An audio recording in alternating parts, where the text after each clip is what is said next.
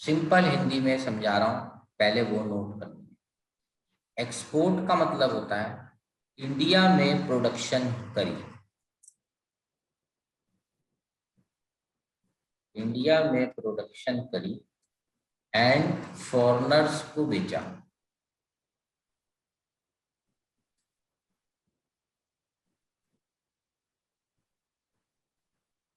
अब दो बातें हो सकती हैं, फॉरेनर्स को मैं यहां से कोरियर कर दूं माल, बाय शिप भेज दूं, बाय एयर भेज दूं, कुछ भी कर दूं, या फॉरेनर खुद इंडिया आ जाए मेरे से माल उठा ले। दोनों बातें एक्सपोर्ट है। बताओ एक्सपोर्ट का मतलब समझ आ गया? Yes sir. माल बना कहाँ है? इंडिया में। खरीदा किसने है? फॉरेनर्स में। ठीक है, चाहे वो हमें ऑर्डर दे दे या आके खरीद ले, उससे फर्क नहीं पड़ता। This is export. FIFA, factor income from abroad. हम फॉरेनर के एरिया में गए,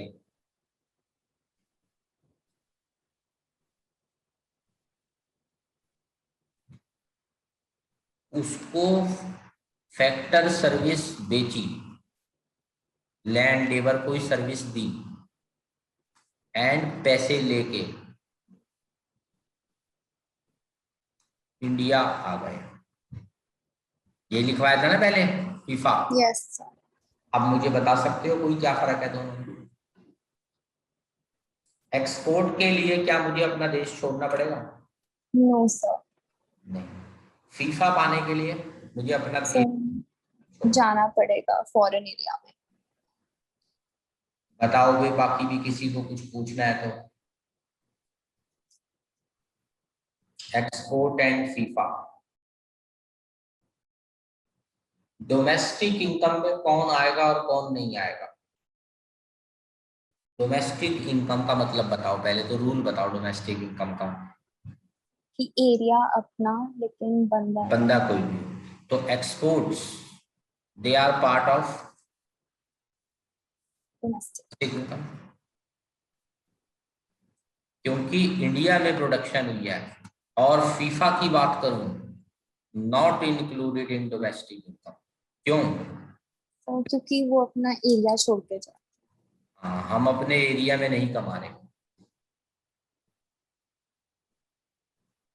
अब जो मैंने हिंदी लिखी है बस उसकी इंग्लिश बनानी है। Export means doing production in, बताओ which territory? Our own territory, India. Territory and selling goods to, people from abroad. हाँ, गुड्स या सर्विसेज कुछ भी हो सकता है। फीफा, इंडियन रेजिडेंट गोज टू, बताओ, foreign area foreign and territory, gives his factor services and in return receives his income। Income. ठीक है, और वो एज्यूम होता है कि इंडियन है, वो वापस आ जाएगा। हमने रेजिडेंट में पढ़ा था ना, एक साल के अंदर अगर इंडियन वर्ड है तो क्या होगा, वो एक साल के अंदर इंडिया वापस आ जाए। वापस आ जाएगा। तो लैंग्वेज कोई प्रॉब्लम नहीं है, रजिस्टर अपना स्टडी मटेरियल भी उठा के देखोगे, यही इंग्लिश बना रखी है। पर दिक्कत ये है, इंग्लिश मैं अपनी नहीं बना सकता, सीबीएसई हमें देता है लैंग्वेज, तो उसको मैं सिंपल करके तुम्हें यहाँ जरूर लिखवा सकता हूँ, पर स्टडी मटेरियल की लैंग्वेज तो मुझे वो ही रखनी पड़ेगी। पर जितना सिंपल कर सकता हूँ मैंने यहाँ तुम्हारे लिए कर दिया। बताओ किसी को कुछ और पूछना हो, एक्सपोर्ट फीफा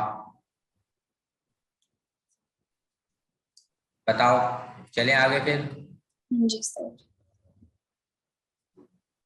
चलो, components of net factor income from abroad. पहले तो ये बताओ net factor income from abroad का फॉर्मूला क्या होता है? ये पढ़ रखा है हमने पहले। Factor income from abroad minus factor income to abroad. हाँ, factor income from abroad minus factor income to abroad, यही फॉर्मूला होता है। Yes sir. और factor income from abroad, factor income में क्या क्या आता है बताओ? रेंट रॉयल्टी इंटरेस्ट और बोलो प्रॉफिट। Profit compensation. ठीक है, ये सब फ्रॉम अब्रॉड आ रहा है। माइनस क्या क्या जा रहा होगा बताओ? जाने में भी तो जा सकता है क्या क्या भाई, तो फॉरेनर। यही सारी चीज यही चीजें, ये तो था सारा आना, और इस साइड क्या है, सारा पैसा जाना। जा। कुछ पैसा आया फैक्टर इनकम में, और कुछ पैसा हमारा गया, ये हो गया पैसा जाना। अब एब्रॉड के मामले में कुछ बात अलग होती है, वो हमें समझनी है। ये बताओ फैक्टर इनकम में वैसे क्या क्या आता है? फैक्टर इनकम में नॉर्मल जो हम पढ़ते हैं, बताओ कोई भी जना बता दो जरा, फैक्टर इनकम में क्या क्या होता है? Rent, wages, profit. हाँ ये सब चीजें होती हैं फैक्टर इनकम में। इंडिया में अगर हम बात कर रहे हैं तो यही होती है, पर एब्रॉड के मामले में क्या होता है? मान लो पेप्सी ने इंडिया में ऑफिस खोला है, वो सारा का सारा प्रॉफिट अमेरिका नहीं भेजती, भेजती कुछ हिस्सा है पर सारा नहीं, कुछ पैसा ना अपने यहाँ गुल्लक में रख लेते हैं। मान लो दिल्ली में ऑफिस है तो दिल्ली के गुल्लक में कुछ पैसे रख लेंगे। बताओ इमरजेंसी के लिए कुछ गुल्लक में कंपनी के पास पैसे होने चाहिए या नहीं होने चाहिए? बताओ। Yes, sir. होने चाहिए, टाइम का नहीं पता, देखो कभी जरूरत पड़ जाए।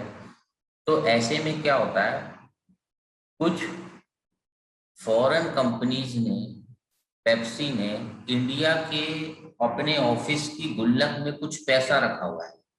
आज नहीं तो कल वो लेके तो जाएंगे, पर अभी लेके नहीं गए वो। अब एक और बात सुनो, मान लो हमारा टाटा बिरला अंबानी, उनका अमेरिका में ऑफिस है, टाटा बिरला अंबानी का, इंडियंस, तो वो जितना कमाएंगे इंडिया तो लाएंगे, पर कुछ हिस्सा वो अपना वहां पर भी स्टोर करके रखेंगे गुल्लक में। बताओ क्यों? सारा एक साथ यहाँ नहीं लाएंगे, कुछ वहां भी रखेंगे सेफ्टी। बताओ रखनी चाहिए नहीं रखनी चाहिए सेफ्टी उनको भी? जी सर।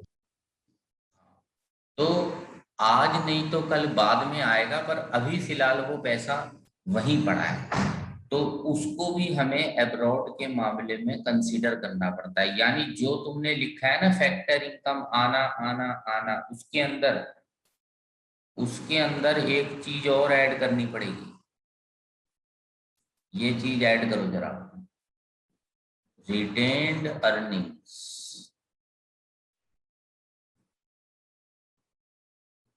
ऑफ इंडियन कंपनीज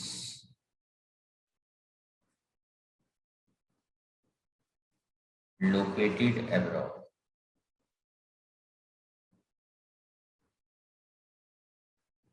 और जाने वाली साइड में रिटेन्ड अर्निंग्स, किसी को रिटेन्ड अर्निंग का वर्ड अगर मुश्किल लग रहा हो तो मैं सिंपल कर देता हूं। रिटेन्ड अर्निंग्स का मतलब होता है गुल्लक। आम लैंग्वेज में सबसे सिंपल वर्ड है इसके लिए गुल्लक। हमारे टाटा बिरला अंबानियों ने फॉरेन में अपनी कंपनियों जो बना रखी हैं वहां कुछ गुल्लक में पैसे रखे हैं, वो भी एक दिन हमारे आएंगे, फीफा बनेगा, है तो हमारी कंपनियों का ही पैसा। ऐसे ही फॉरेन कंपनियों ने इंडिया में एक गुल्लक बना रखी है, retained earnings of foreign companies in India, वो एक दिन ले जाएंगे पैसा, तो ये भी एक दिन फीटा बनेगा। अभी तो यहाँ रखी हुई है पर कभी जाएगा ये पैसा भी, तो इनको अलग से ऐड करना पड़ता है फॉरेन के मामले में। जो फैक्टर इनकम आ रही है जा रही है वो तो मैंने पहले लिख दिया था पिछली क्लास में, पर ये गुल्लक वाली बात हमने आज सीखी है। ये ऐसा भी होता है फॉरेन के मामले में। बस इसका मतलब अब क्या क्या आ रहा है, rent, royalty, interest, profit, compensation तो आ रहे हैं, और हमारे भाई बंधु जो इंडियंस हैं जिन्होंने बाहर गुल्लक बना रखी है वो भी अभी तो नहीं आया पर है हमारे, अलग से ऐड कर, ये सारा मिला के बनेगा फीफा। ऐसे ही फीटा में जो जो पैसे अंग्रेज हमसे ले गए या अंग्रेजों की गुल्लक बनी हुई है इंडिया में जो बाद में लेके जाएंगे, अब बताओ किसी को कुछ पूछना है फीफा फीटा? No, sir. No sir. चलो, अब हमने क्या किया, इसके 3 हिस्से कर दिए, देखना कैसे। रेंट, रॉयल्टी, इंटरेस्ट, प्रॉफिट को एक साथ लिख लो। क्या बोलते हैं? ऑपरेटिंग सरप्लस बोलते हैं, नहीं बोलते? बताओ इसको। Yes, sir.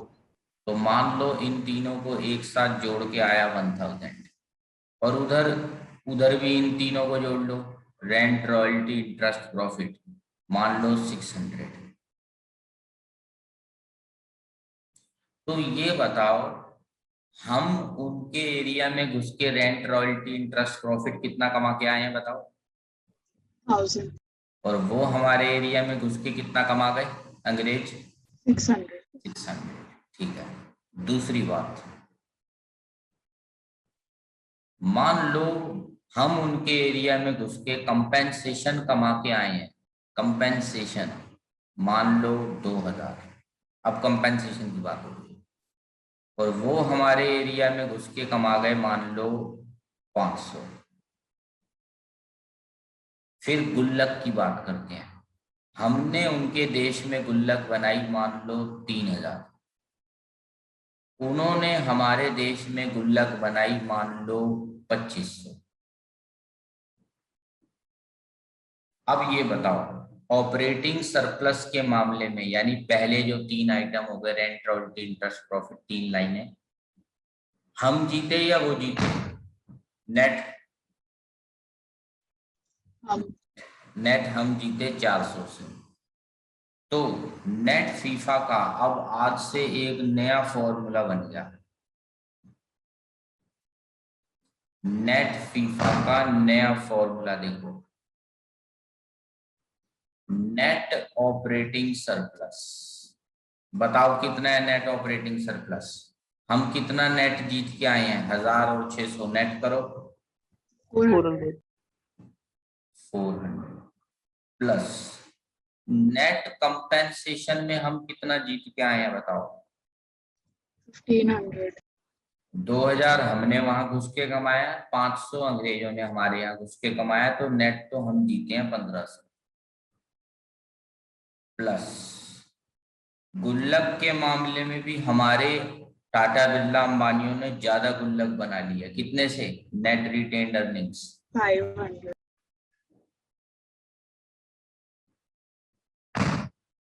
तो नेट फीफा कितना हो गया बताओ, सब ऐड करके बताओ इस नए फॉर्मूले से आज 2400. बताओ। ये भी एक फॉर्मूला है, बोर्ड वालों ने तो नहीं पूछा इस टाइप का, पर एनसीईआरटी में दे रखा है, तो हमें तो भाई करवाना पड़ेगा एक बार सबको, इसीलिए लास्ट में कर देते हैं। एक बार को किसी को हैवी लगे तो वो रिस्क लेके छोड़ भी सकता है, क्योंकि आज तक तो कभी पूछा नहीं, पर एनसीईआरटी में है तो हम रिस्क नहीं लेते, कह देते हैं बच्चों को भी एक बार कर लो, कोई बहुत मुश्किल चीज भी नहीं है। गुल्लक वाला चीज एक नया टॉपिक जरूर था, गुल्लक। ये नेट फीफा के मामले में गुल्लक आती है बस। बताओ, पेज हटाऊं? Yes, sir. Yes sir. चलो आगे बढ़ते हैं। अगला क्वेश्चन।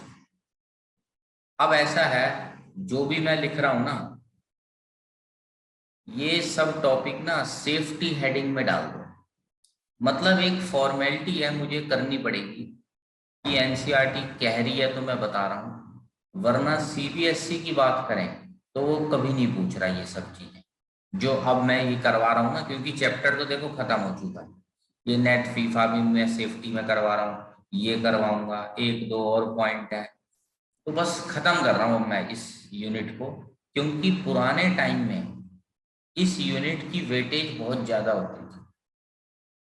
अब 12 है, पहले आधा सिलेबस होता था नेशनल इनकम, 15 साल से पहले की बात कर रहा हूँ, तो बहुत ज्यादा सिलेबस में क्वेश्चन होते थे, काफी काट दिए क्योंकि वेटेज कम कर दी।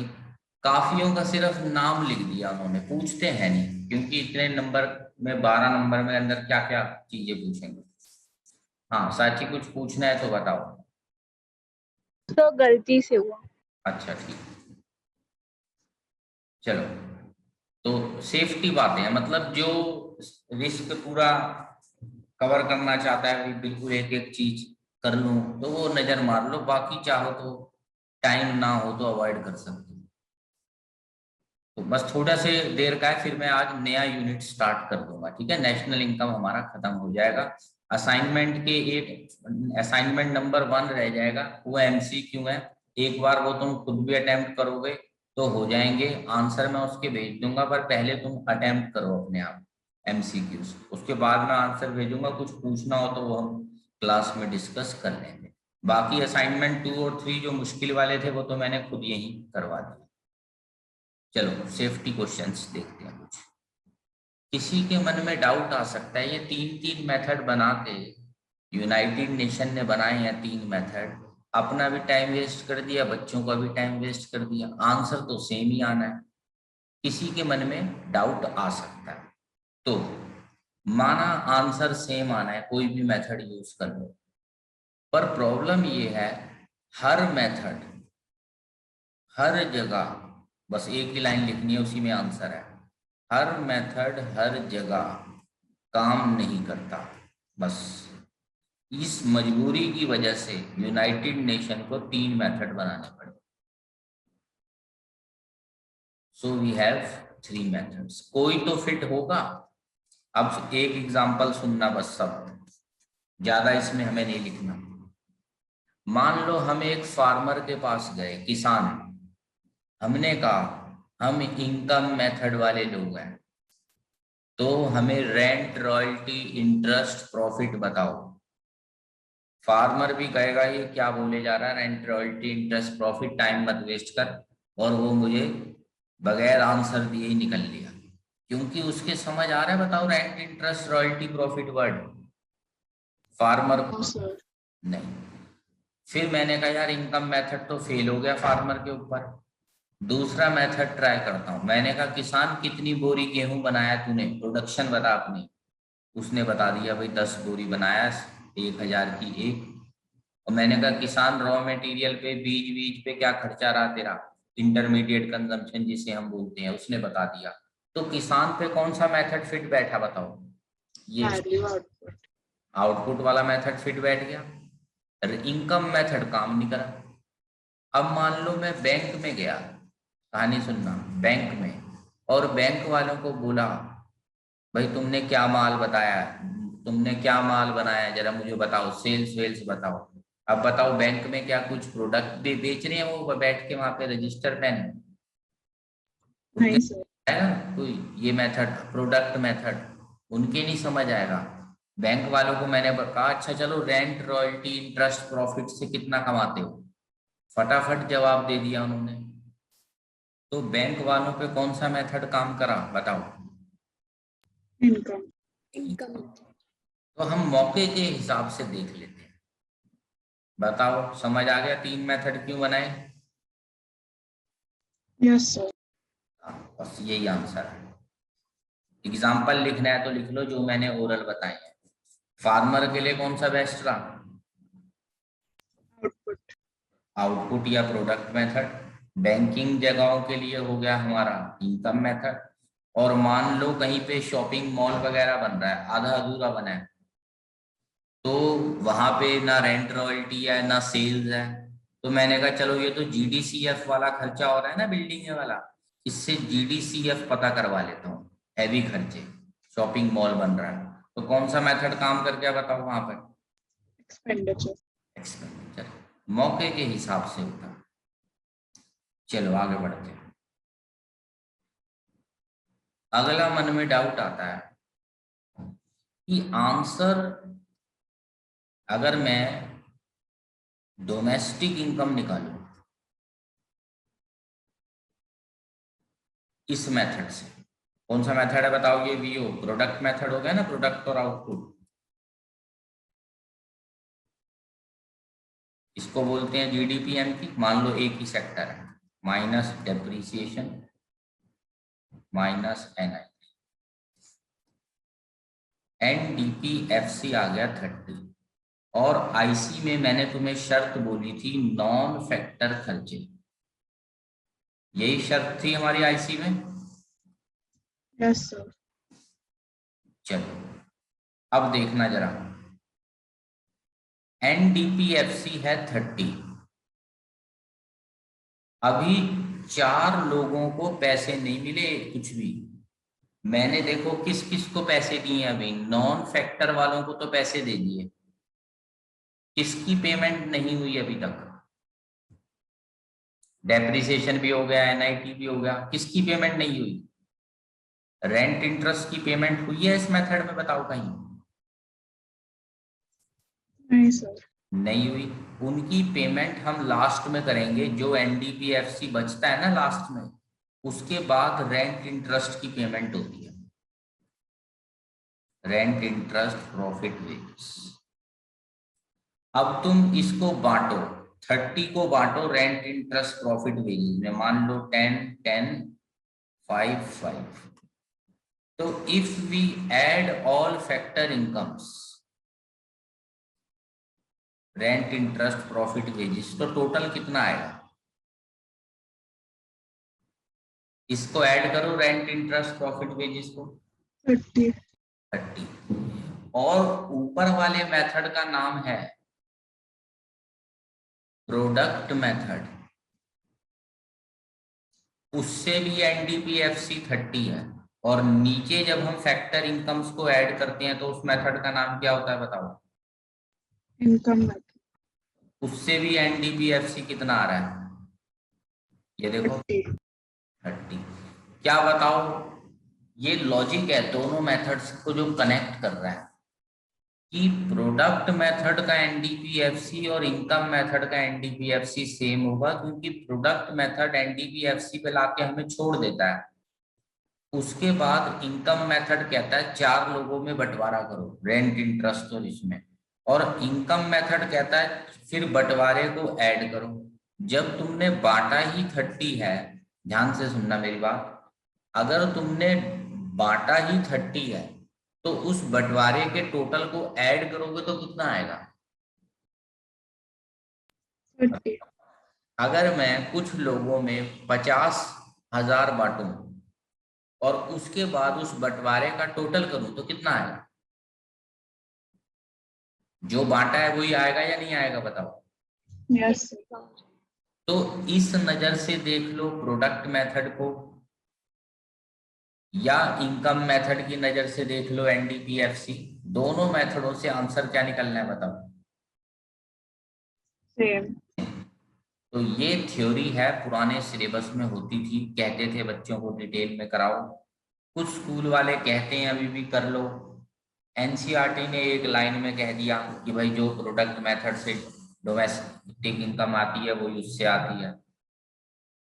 तो जो करना चाहे वो ये एग्जाम्पल लिख के पेपर में अगर आ जाए तो ऐसे ही करना पड़ेगा, एग्जाम्पल से ही समझाना पड़ेगा कि प्रोडक्ट मेथड का NDPFC और इनकम मेथड का क्या होता है, आपस में बोलो।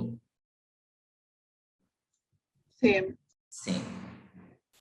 बताओ एग्जाम्पल समझ आ गया? बोर्ड में तो कभी आया नहीं, स्कूल के लिए कह रहा हूं मैं, बस सेफ्टी के लिए। बताओ किसी ने कुछ पूछना है सामने टेबल में? चले आगे फिर। Yes sir. चलो आगे बढ़ते हैं, और भी कुछ सेफ्टी वाली बातें बची हैं बस। सिटीजन और रेजिडेंट वर्ड। सिटीजन वर्ड होता है legal word, government formalities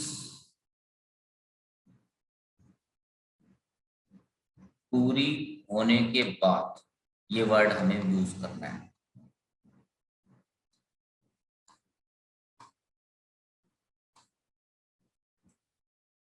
resident word economics का वर्ड है,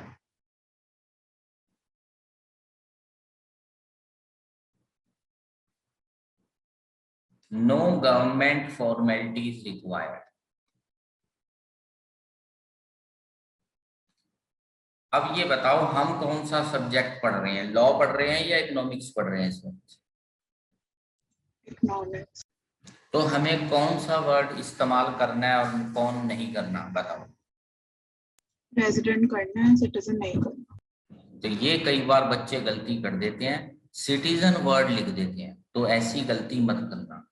कौन सा वर्ड यूज करना है हमें हर बार? Resident. President. और तभी जब तुमने देखा होगा, मैंने कभी भी गवर्नमेंट फॉर्मेलिटी वर्ड नहीं कराया था रेजिडेंट में। मैंने कहा था 1 साल रह ले और कोई जॉब बिजनेस कर ले, इकोनॉमिक इंटरेस्ट बना ले, है ना। इसमें कोई गवर्नमेंट फॉर्मेलिटी, आधार कार्ड, पासपोर्ट, मैंने तो ऐसे वर्ड ही नहीं बोले।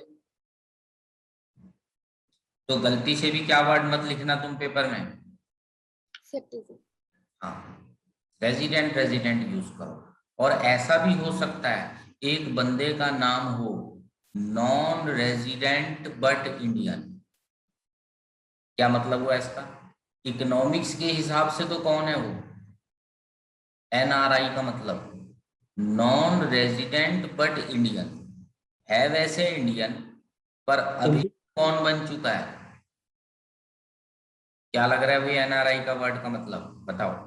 इंडियन का सिटीजन है और अब्रॉड में रेजिडेंट रेजिडेंट है, हाँ। यानी कानून के हिसाब से अभी रेजिडेंट इंडिया का, इकोनॉमिक्स के हिसाब से नॉन रेजिडेंट, ठीक है। सिटीजन इंडिया बट वहां का रेजिडेंट।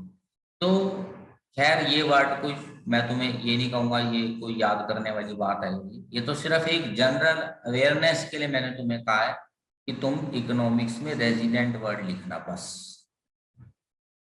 और छोटी छोटी बातें बस खत्म कर रहा हूँ चैप्टर को। हो गया, पेज हटा दूं, बताओ सबका। हाँ जी सर. चलो आगे बढ़ते हैं। Current transfer and capital transfer. पहले तो ये बताओ, ट्रांसफर इनकम को कहीं स्टडी किया हमने या इग्नोर किया हमेशा ट्रांसफर को? Ignore किया. हाँ, तो पहली बात तो मेन है, नाम कुछ भी हो तुम्हें इग्नोर करना है बस, खत्म। कहीं ट्रांसफर्स को नोट नहीं करते हैं। अब पुराने सिलेबस में था तो मैं बता रहा हूँ बस। NCERT एक एक लाइन में लिख देता है तो हमारे लिए टेंशन बन जाती है कि हम कराएं ना कराएं डिटेल में, तो हम थोड़ा थोड़ा करवा देते। CBSE ने कभी नहीं पूछा वैसे। तो करंट ट्रांसफर, देखो जिनके पास अकाउंट्स है उनमें वर्ड का मतलब पता होगा।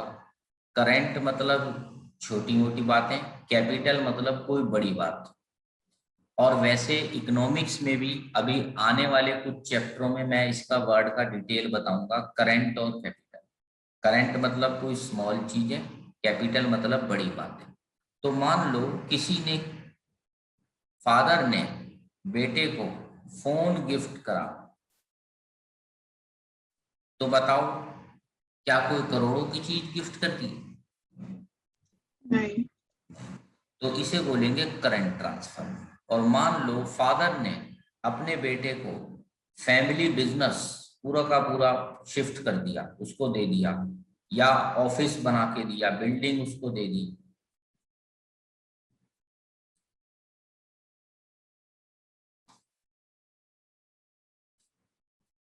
हैं दोनों गिफ्ट,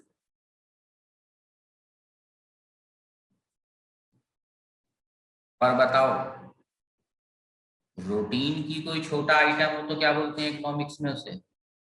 Current. Current transfer.